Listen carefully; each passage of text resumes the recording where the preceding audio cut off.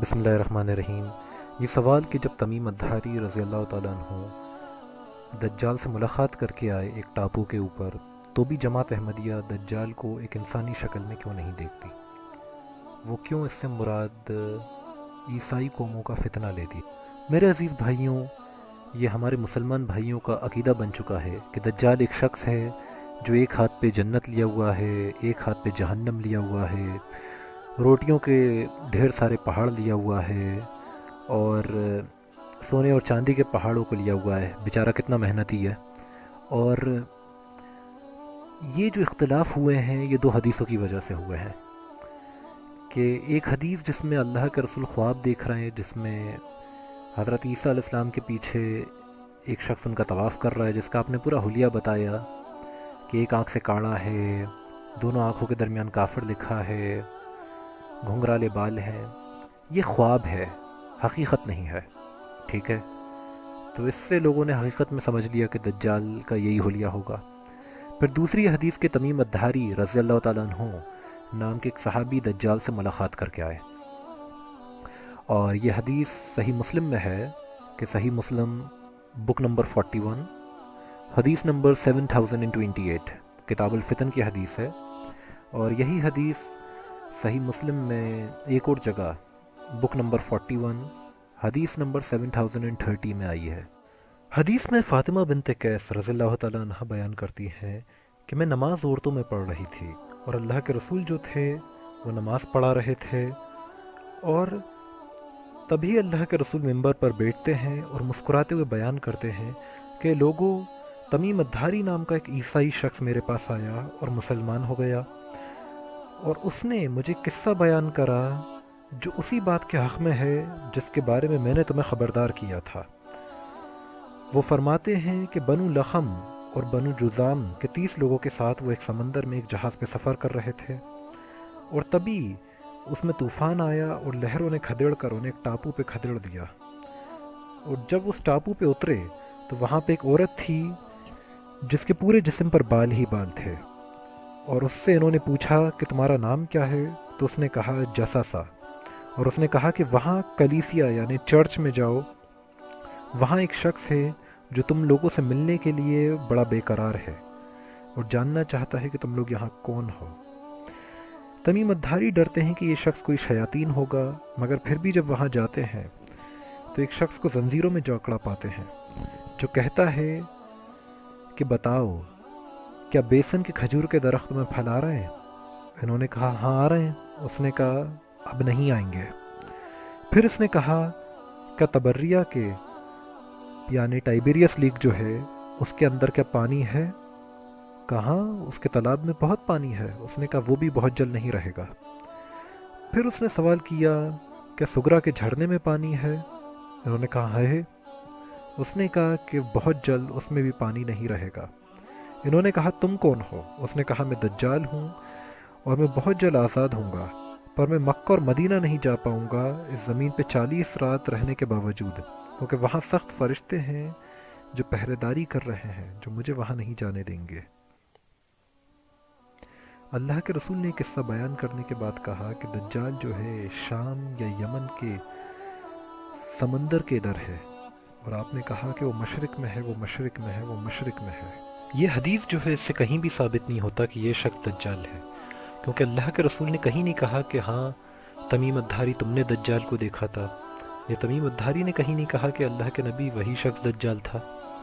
اس شخص نے اپنے آپ کو دجال کہا، اور اس حدیث کو اگر ہماری امت صحیح مانتی ہے تو کئی سوال اٹھتے ہیں کہ اس کو بان کس نے دیا، اور پھر اس کے بعد وہ ایک چرچ کے اندر، ایک کلیسیا کے اندر قید تھا، تو وہاں چرچ کہاں سے آ گیا اس آئیلینڈ پہ؟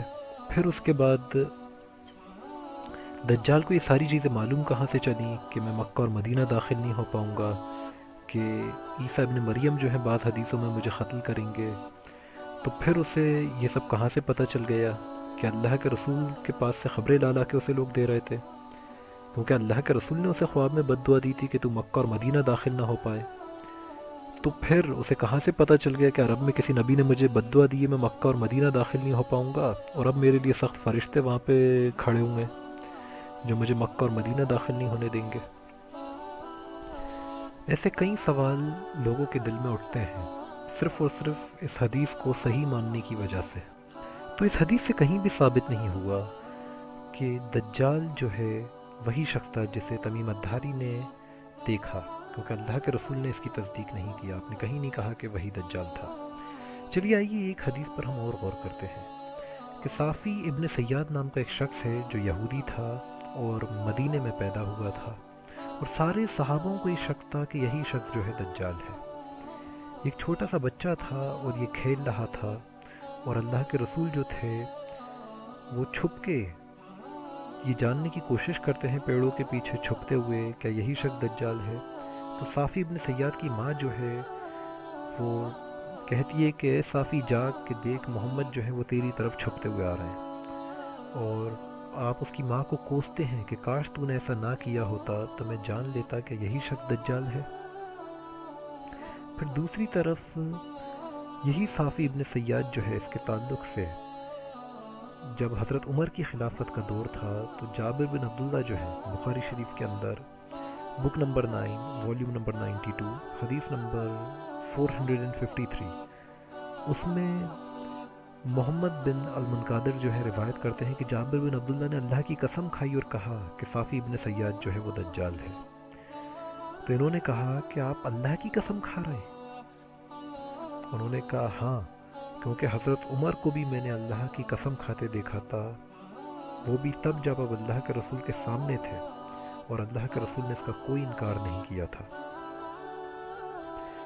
تو آپ سوچئے کہ حضرت عمر اور حضرت جابر بن عبداللہ جیسے جلیل و قدر صحابی جو ہیں وہ اللہ کی قسم کھا رہے ہیں اور کہہ رہے ہیں صافی ابن سیاد دجال ہے۔